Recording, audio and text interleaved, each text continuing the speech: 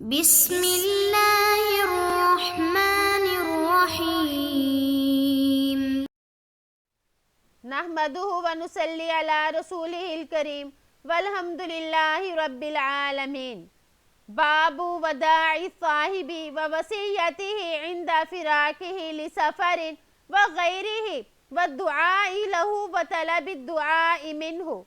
ساتھی کو رخصت کرنے اور سفر وغیرہ کی جدائی کے وقت سے وصیت کرنے، نیز اس کے حق میں دعا کرنے اور اپنے لیے اس سے دعا کروانے کا بیان۔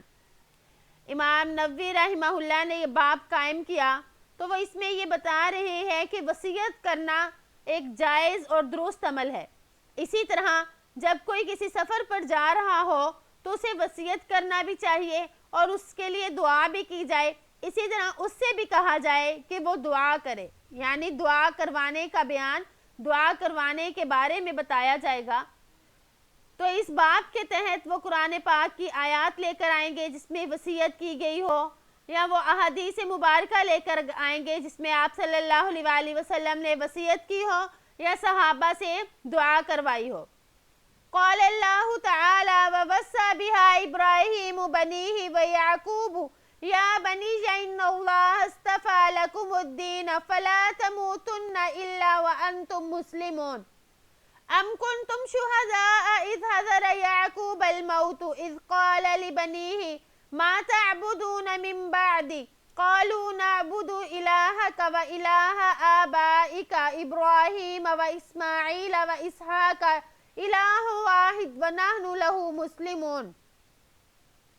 اللہ جل شانہ کا ارشاد ہے، اور ابراہیم علیہ السلام نے اپنے بیٹوں کو وصیت کی اور یعقوب علیہ السلام نے بھی، اور کہا کہ اے بیٹو، بے شک اللہ تعالیٰ نے تمہارے لیے اس دین کو پسند کر لیا، پس جب تمہیں موت آئے تو اس حال میں آئے کہ تم مسلمان ہو۔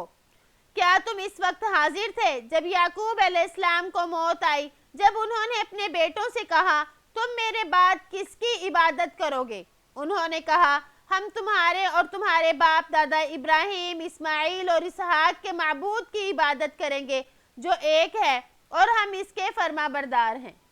تو قرآن پاک کی ان آیات میں وصیت کا ذکر ہے کہ نبیوں نے بھی اپنی اولاد کو وصیت کی، اور اس میں ایک طرف یہ بھی اشارہ ہے کہ والدین کو اپنی اولاد کی تربیت کی فکر کرنی چاہیے، انہیں نصیحت اور وصیت کرتے رہنا چاہیے، اور یہ نصیحت و وصیت مرتے دم تک کرتے رہنا چاہیے۔ وَأَمَّا الْأَحَادِيثُ فَمِنْ حدیث زید بن ارقم رضی اللہ عنہ الذي سبق في باب اکرام اہل بیت رسول اللہ صلی اللہ علیہ وسلم قال قام رسول اللہ صلی اللہ علیہ وسلم فینا خطیبا فحمد اللہ واثنى علیہ ووعظ وذکر ثم قال اما بعد الا ایها الناس فانما انا بشر يوشك ان ياتي رسول ربي فاجيب وَأَنَا تَارِكٌ فِيكُمْ ثَقَلَيْنِ أَوَّلُهُمَا كِتَابُ اللَّهِ عَزَّ وَجَلَّ فِيهِ الْهُدَى وَالنُّورُ فَخُذُوا بِكِتَابِ اللَّهِ وَاسْتَمْسِكُوا بِهِ فَحَثَّ عَلَى كِتَابِ اللَّهِ وَرَغَّبَ فِيهِ ثُمَّ قَالَ وَأَهْلُ بَيْتِي أُذَكِّرُكُمُ اللَّهَ فِي أَهْلِ بَيْتِي رواه مسلم وقد سبق بطوله۔ احادیث میں سے حضرت زید بن ارقم رضی اللہ عنہ کی حدیث ہے جو باب اکرام اہل بیت رسول اللہ صلی اللہ علیہ وسلم میں گزر چکی ہے۔ انہوں نے بیان کیا کہ آپ صلی اللہ علیہ وسلم نے ہمیں خطبہ دیا، پس آپ نے اللہ جل شانہ کی حمد و ثنا کی، وعظ فرمایا اور نصیحت فرمائی، اور فرمایا اما بعد، اے لوگو، یقیناً میں بھی ایک انسان ہوں، قریب ہے کہ میرے پاس بھی میرے رب کا قاصد آئے اور میں اس کا پیغام قبول کر لوں۔ میں تمہارے اندر دو بھاری چیزیں چھوڑے جا رہا ہوں، ان میں سے پہلی اللہ کی کتاب ہے جس میں ہدایت اور روشنی ہے، پس تم اللہ کی کتاب کو پکڑو اور اس کے ساتھ مضبوطی سے قائم رہو۔ چنانچہ آپ صلی اللہ علیہ وسلم نے کتاب اللہ کے بارے میں رغبت دلائی اور زور دیا، پھر ارشاد فرمایا میرے اہل بیت، میں تمہیں اپنے اہل بیت کے بارے میں نصیحت کرتا ہوں۔ مسلم میں یہ روایت گزر چکی ہے۔ خطیبن یعنی خطبہ پڑھا. آپ صلی اللہ علیہ وآلہ وسلم نے ایک خطبہ دیا اور اس میں آپ صلی اللہ علیہ وآلہ وسلم نے یہ حدیث بیان فرمائی. یہ حدیث اگرچہ پہلے گزر چکی ہے لیکن اس میں بھی وصیت کا ذکر ہے, وصیت کا تذکرہ ہے, تو عنوان کے تحت اس کو یعنی عنوان کی وجہ سے اس کو دوبارہ لے آئے. تو اس حدیث میں آپ صلی اللہ علیہ وآلہ وسلم نے 2 باتوں کی وصیت فرمائی, ایک کتاب اللہ اور دوسرا اہل بیت کے ساتھ خیر خواہی کرنا. اہل بیت کے ساتھ خیر خواہی کرنے کے بارے میں بھی آپ صلی اللہ علیہ وآلہ وسلم نے نصیحت فرمائی ہے. اس حدیث کے جو راوی ہیں حضرت زید بن ارقم رضی اللہ عنہ, ان کا نام زید اور ان کی کنیت جو ہے ابو عمر تھی. یہ قبیلہ خزرج سے تعلق رکھتے تھے. ان کے والد کا انتقال بچپن ہی میں ہو گیا تھا, تو پھر ان کے رشتے میں چچا لگتے تھے حضرت عبداللہ بن رواحہ رضی اللہ عنہ. انہوں نے ان کی پرورش کی اور یہی ان کا سبب بنے اسلام میں لانے کا, یعنی اسلام لانے کا سبب یہی صحابی حضرت عبداللہ بن رواحہ بنے. یہ بچے ہونے کی وجہ سے کئی غزوات میں شریک نہ ہو سکے, تو سب سے پہلے جس غزوے میں شریک ہوئے وہ غزوہ خندق تھا. یہ خود فرماتے ہیں کہ میں نے 17 غزوات میں شرکت کی اور آپ صلی اللہ علیہ وآلہ وسلم کے یہ مقرب تھے, جب کبھی بیمار ہو جاتے تو آپ صلی اللہ علیہ وآلہ وسلم ان کی عیادت کے لیے بھی جاتے. ان سے تقریباً 90 احادیث مروی ہیں.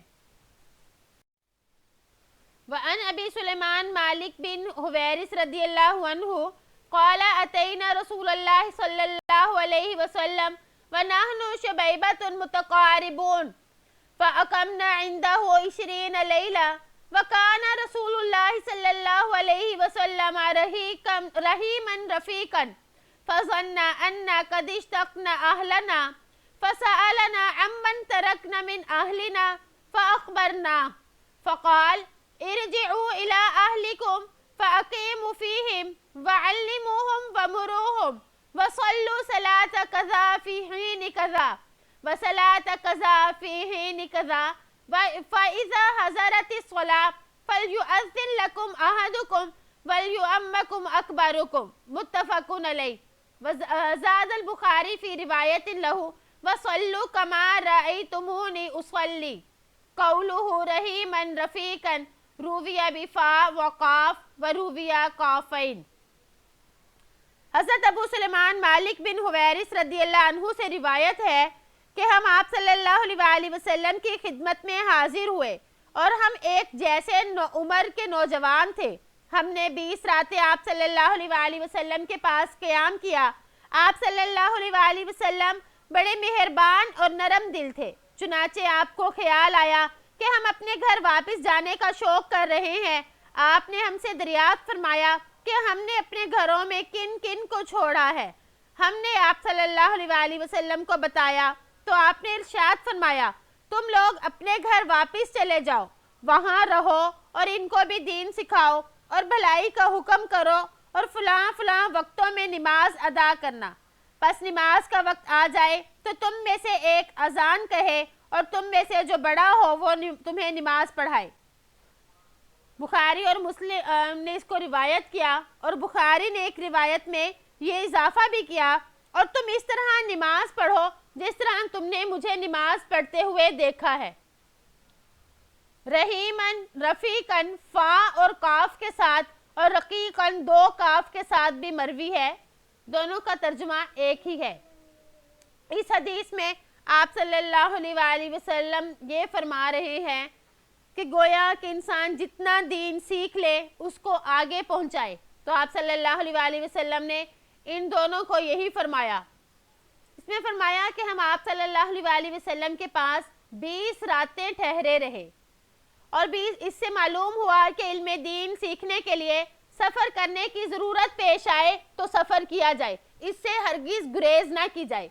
اور آپ صلی اللہ علیہ وآلہ وسلم نے ان کو دین سکھایا, یعنی جو دین سیکھنے کے لیے آئے اسے چاہیے کہ وہ سکھائے, دوسرے شخص کو چاہیے کہ وہ بھی اسے رغبت کے ساتھ دین سکھائے. تو آپ صلی اللہ علیہ وآلہ وسلم نے ان کو دین سکھایا. پھر اس کے بعد آپ نے ان کو وصیت بھی فرمائی. کیا وصیت فرمائی؟ کہ جب نماز کا وقت آ جائے تم میں سے ایک آدمی اذان کہے. اس سے معلوم ہوا کہ نماز ہر حال میں فرض ہے. خاص سفر ہو یا انسان کی اقامت ہو، کسی حال میں بھی نماز کو نہیں چھوڑنا چاہیے۔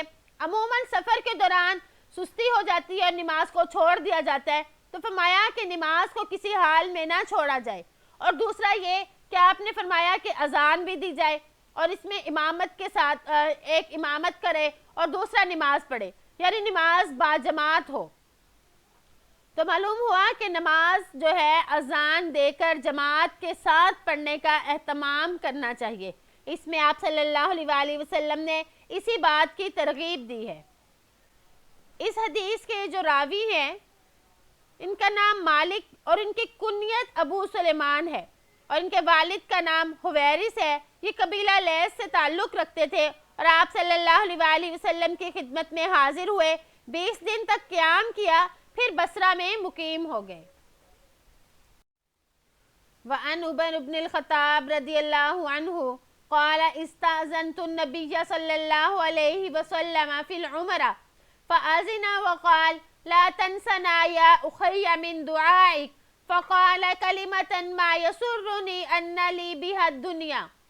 حضرت عمر بن خطاب رضی اللہ تعالی عنہ روایت کرتے ہیں کہ میں نے نبی کریم صلی اللہ علیہ وآلہ وسلم سے عمرہ کرنے کی اجازت طلب کی تو آپ نے اجازت عطا فرماتے ہوئے فرمایا، اے پیارے بھائی، اپنے دعاؤں میں ہمیں فراموش نہ کرنا۔ یہ آپ صلی اللہ علیہ وآلہ وسلم نے ایسا کلمہ ارشاد فرمایا کہ اس کے بدلے میں مجھے ساری دنیا بھی مل جائے تو مجھے اتنی خوشی نہ ہوتی۔ وفی روایت اشرکنا یا اخی فی دعائک، اور ایک روایت میں ہے اے میرے پیارے بھائی اپنے دعا میں ہمیں شریک رکھنا۔ یہ حدیث پہلے گزر چکی تھی، لیکن یہاں پر اس کو دوبارہ لانے کا مقصد یہ ہے کہ اس حدیث مبارک میں آپ صلی اللہ علیہ وآلہ وسلم دعا کرنے کا کہہ رہے ہیں، جیسا کہ باب کے ساتھ باب میں بھی تھا کہ دوسروں سے دعا کرانا چاہیے، تو یہ اس باب کے ساتھ میچ ہو رہی تھی، تو اس وجہ سے یہ دوبارہ لے آئے۔ اور اس میں یہ بھی معلوم ہوا کہ دوسروں سے دعا کی جائے، اور دوسرا یہ کہ جو شخص دعا کروا رہا ہے اگرچہ وہ مرتبے اور رتبے میں زیادہ ہو تب بھی دوسرے سے دعا کرائی جائے، جیسے کہ آپ صلی اللہ علیہ وآلہ وسلم حضرت عمر رضی اللہ تعالیٰ عنہ سے فرما رہے ہیں، حالانکہ آپ صلی اللہ علیہ وآلہ وسلم کا رتبہ سب سے زیادہ ہے، تب بھی آپ حضرت عمر سے یہ فرما رہے ہیں کہ مجھے اپنی دعاؤں میں نہ بھولنا۔ اور آپ صلی اللہ علیہ وآلہ وسلم کا اس طرح سے یہ کہنا آپ کی تواضع پر بھی دلالت کرتا ہے کہ آپ صلی اللہ علیہ وآلہ وسلم کس قدر عاجزی والے تھے، کس قدر تواضع اختیار کرنے والے تھے۔ وعن سالم بن عبداللہ بن عمر ان عبداللہ بن عمر رضی اللہ عنہما کان یقول للرجل اذا اراد سفرا ادنو منی اودعک کما کان رسول اللہ صلی اللہ علیہ وسلم یودعنا فیقول استودع اللہ دینک و امانتک و خواتم عملک، رواہ الترمذی وقال حدیث حسن صحیح۔ حضرت سالم بن عبداللہ بن عمر رضی اللہ عنہم سے روایت ہے کہ عبداللہ بن عمر ایسے آدمی سے ارشاد فرماتے جو سفر کا ارادہ کرتا، میرے قریب ہو جاؤ تاکہ میں تجھے الوداع کہوں، جیسا کہ آپ صلی اللہ علیہ وآلہ وسلم ہمیں الوداع کہا کرتے تھے۔ آپ صلی اللہ علیہ وآلہ وسلم یوں فرماتے، استودع اللہ، یعنی میں تیرے دین کو، تیری امانت کو، تیرے آخری اعمال کو اللہ کے سپرد کرتا ہوں۔ ترمذی نے اس کو روایت کیا اور یہ حدیث حسن صحیح ہے۔ اس حدیث میں بتایا گیا کہ اگر کوئی سفر میں جانے لگے تو اس کو کس طرح سے رخصت کیا جائے، یعنی جب وہ سفر پہ جائے تو اس کو دعائیں دی جائیں، جیسے کہ یہاں پہ ہے کہ اللہ تمہارے دین کی حفاظت کرے۔ تو معلوم ہوا کہ سفر میں دین کی حفاظت کی دعا دینی چاہیے، کیونکہ عموماً انسان سفر کے دوران زیادہ عبادات وغیرہ نہیں کرتا، عبادات میں سستی آنے کی وجہ سے یہ خوف ہوتا ہے کہ کہیں اس کے ایمان میں کمی نہ آ جائے، تو اس لیے اس کو یہ دعا دی گئی۔ پھر فرمایا وہ امانتک، یعنی اللہ جل شانہ تمہارے گھر والوں کی بھی حفاظت فرمائے، اور جس کے ذمہ تمہاری امانت ہو وہ سب امانت کو پورا کریں، کوئی خیانت نہ کرے۔ پھر خواتم عملک، یعنی آخری عمل کو اللہ کے سپرد کرتا ہوں۔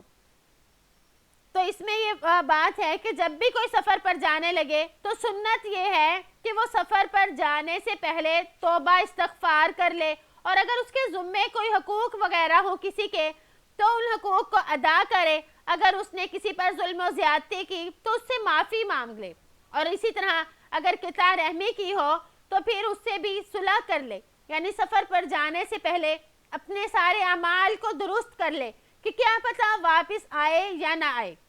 اس حدیث کے جو راوی ہے حضرت سالم، یہ حضرت عمر رضی اللہ تعالیٰ عنہ کے پوتے ہیں۔ حضرت عمر رضی اللہ تعالیٰ عنہ کے جو بیٹے عبداللہ ہیں ان کے یہ بیٹے ہیں۔ حضرت عبداللہ کے بارے میں یہ آتا ہے کہ حضرت عمر رضی اللہ تعالیٰ عنہ کے زمانے میں ایران کے شہنشاہ کی جو لڑکیاں گرفتار ہوئیں تو ان میں سے ایک حضرت عبداللہ کو دی گئی، تو حضرت سالم رضی اللہ تعالیٰ عنہ انہی کے بطن سے پیدا ہوئے تھے۔ تو یہ تفسیر، حدیث، فقہ میں اپنی مثال آپ تھے، یہ علم اور عمل دونوں میں بے حد مشہور ہیں۔ وعن عبداللہ بن یزید الختمی صحابی رضی اللہ عنہ قال كان النبي صلى الله عليه وسلم إذا أراد أن يودع الجيش قال استودع الله دينكم وأمانتكم وخواتم أعمالكم۔ حضرت عبداللہ بن یزید ختمیر سے روایت ہے کہ آپ صلی اللہ علیہ وسلم جب کسی لشکر کو رخصت کرنے کا ارادہ فرماتے تو ارشاد فرماتے، میں تمہارے دین، تمہاری امانت اور تمہارے خاتمہ اعمال کو اللہ کے سپرد کرتا ہوں۔ تو اس سے بھی معلوم ہوا کہ جیسے کہ پچھلی حدیث میں بھی معلوم ہوا کہ جب بھی کوئی شخص کہیں جانے لگے، یہاں پہ لشکر کا ذکر ہے اور وہاں پہ ایک آدمی کا ذکر تھا، تو اس کو دعائیں دے کر رخصت کیا جائے۔ تو رخصت کرنے کے والے کے جو ہے ایمان کی دعا کی جائے، اسی طرح اس کے دوسرے حفاظتوں کی دعا کی جائے جیسے کہ پیچھے بتایا گیا۔ تو معلوم ہوا کہ رخصت والے کو اس دعا کے ساتھ رخصت کرنا سنت اور مستحب ہے، گویا کہ یہ سفر پر جانے والے یعنی رخصت کرتے وقت کی ایک طرح سے دعائیں ہیں۔ تو ہمیں بھی چاہیے کہ ہم ان دعاؤں کو پڑھیں، یہ بہت جامع دعائیں ہیں۔ اس حدیث کے راوی عبداللہ بن یزید ہیں، ان کا نام عبداللہ ہے، کنیت ابو موسیٰ، اور یہ قبیلہ اوس سے تعلق رکھتے تھے۔ ان کے والد کا نام یزید تھا، یہ اپنے والد یزید کے ساتھ ہی مسلمان ہوئے اور بیعت رضوان میں بھی انہوں نے شرکت کی ہے، اور جب بیعت رضوان ہوئی اس وقت ان کی عمر 17 سال تھی۔ وعن انس رضی اللہ عنہ قال جاء رجل الى النبي صلی اللہ علیہ وسلم فقال یا رسول اللہ انی اريد سفرا فزودنی فقال زودک اللہ التقوی قال زدنی قال وغفر ذنبک قال زدنی قال ویسر لک الخیر حیث ما کنت رواہ الترمذی۔ حضرت انس رضی اللہ عنہ سے روایت ہے کہ ایک آدمی نبی کریم صلی اللہ علیہ وسلم کی خدمت میں حاضر ہوا اور عرض کیا، یا رسول اللہ میرا سفر کرنے کا ارادہ ہے، آپ مجھے توشہ عنایت فرمائیں۔ آپ صلی اللہ علیہ وسلم نے ارشاد فرمایا، اللہ تعالیٰ تجھے تقوی کے ساتھ آراستہ فرمائے۔ انہوں نے کہا میرے لیے مزید دعا فرمائے۔ آپ نے فرمایا اور تیرے گناہ معاف فرمائے۔ انہوں نے کہا کچھ اور، تو آپ نے فرمایا تم جہاں بھی ہو اللہ تعالیٰ تیرے لیے بھلائی کو آسان کر دے۔ تو اس حدیث سے بھی معلوم ہوا کہ مسافر کے لیے سب سے بہتر توشہ یعنی جس سے وہ سفر میں فائدہ اٹھائے وہ کون سا توشہ ہے؟ وہ تقوی ہے۔ تو تقوی جو ہے انسان کے لیے بہترین زاد راہ ہے۔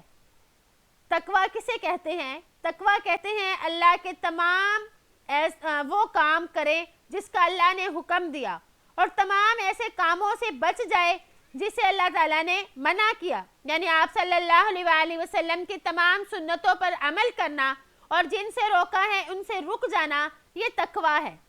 اور تقوی سے اللہ تعالیٰ کی رضا ملتی ہے اور آدمی جہنم سے بچتا ہے۔ قرآن پاک میں بھی فرمایا وَتَزَوَّدُوا فَإِنَّ خَيْرَ الزَّادِ التَّقْوَىٰ، یعنی اور زاد راہ لے کر چلو، بہترین زاد راہ تقوی ہے۔ اللہ تعالیٰ ہمیں بھی تقوی سے آراستہ فرمائے۔ امید ہے کہ آپ کو آج کا سبق سمجھ آ گیا ہوگا، یعنی جب کوئی سفر پر جائے تو اس کو دعا دینی چاہیے، اسی طرح خود بھی دعا کروانی چاہیے۔ جب کوئی سفر پر جا رہا ہو، خاص طور پہ کسی مبارک سفر پر جا رہا ہو، تو اس کے لیے تو اس سے کہا جائے کہ آپ ہمارے لیے بھی دعا کرنا۔ اللہ تعالیٰ سے دعا ہے کہ ہمیں اللہ تعالیٰ اس پر عمل کرنے کی توفیق عطا فرمائے۔ السلام علیکم ورحمۃ اللہ وبرکاتہ۔